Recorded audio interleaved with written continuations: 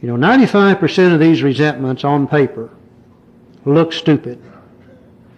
You know, they were so important in our minds, but you put them on paper, they really do look stupid. And we alcoholics fancy ourselves as reasonably intelligent people. And they look so stupid, 95% of them are going to disappear anyhow. But there may be 1, 2, or 3 resentments that really hang in there tough. And we're probably going to have to use prayer on some of them. Let's look at an example of prayer on a resentment, page 551. Joe? Okay, as we go through these, we have prayer in every step after step 3. We have this prayer on resentments, which I just read. On 551 is a great illustration of how to use prayer on a resentment. We use to go back in freedom from bondage. She says, I've had many spiritual experiences since I've been in the program. Many I don't recognize right away, for I'm so slow to learn they take many guidances.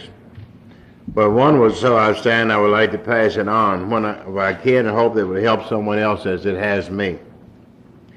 As I said earlier, self-pity and resentment were my constant companions, and my inventory began to look like a 33-year diary, for I seemed to have resentments against everyone I had ever known.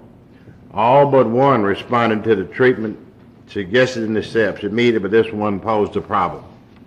All of them analyzed out but one.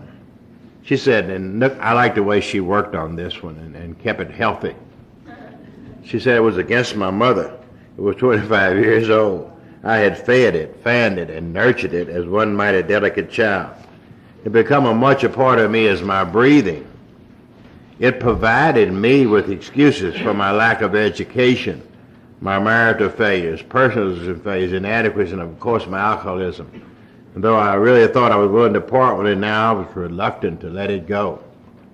One morning I realized I had to get rid of it if my reprieve was running out.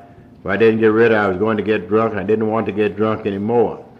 In my prayers that morning, I asked God to point out in me some way to be free of this resentment. During the day, a friend of mine brought me some magazines to take to a hospital group I was interested in.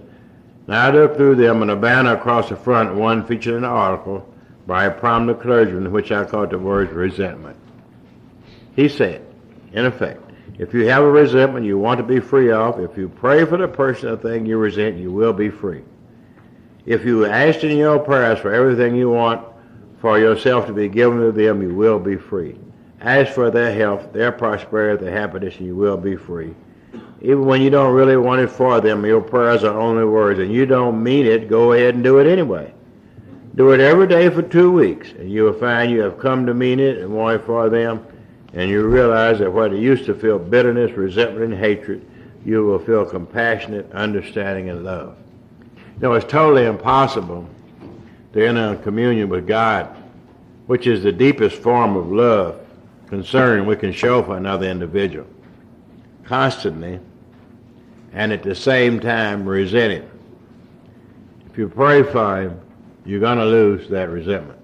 You know, if you've got a resentment that you want to hang on to, for God's sake, don't pray about it. Because if you do, you're probably going to lose it. I had one of those, and I used it for a long time.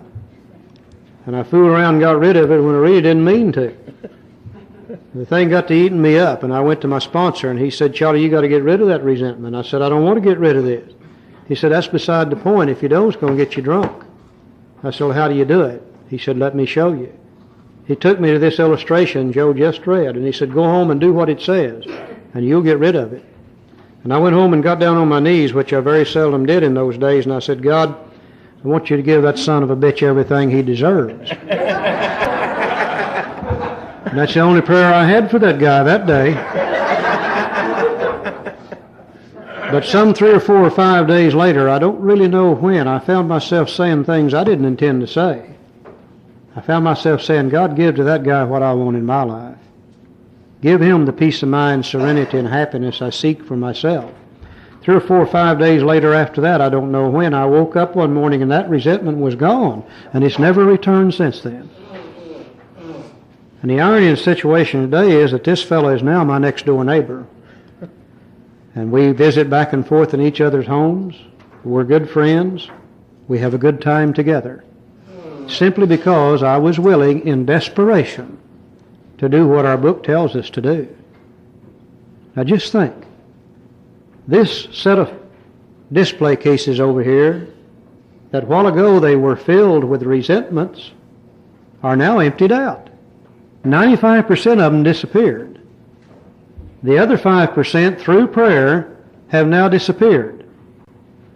Now there is another natural law, and that is that God will not allow a vacuum or a void. Everything in the universe is rushing in to fill something up.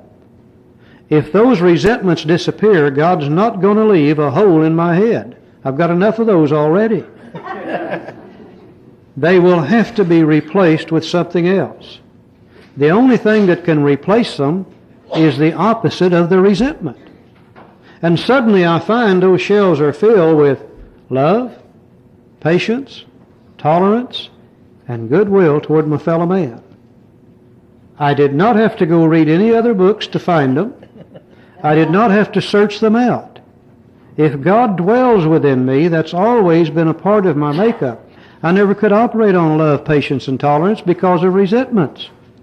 But now that resentments are gone, the good qualities of God can automatically come to the surface and begin to fill that part of my head. Now in a third of my head, I've got peace of mind, serenity, and happiness.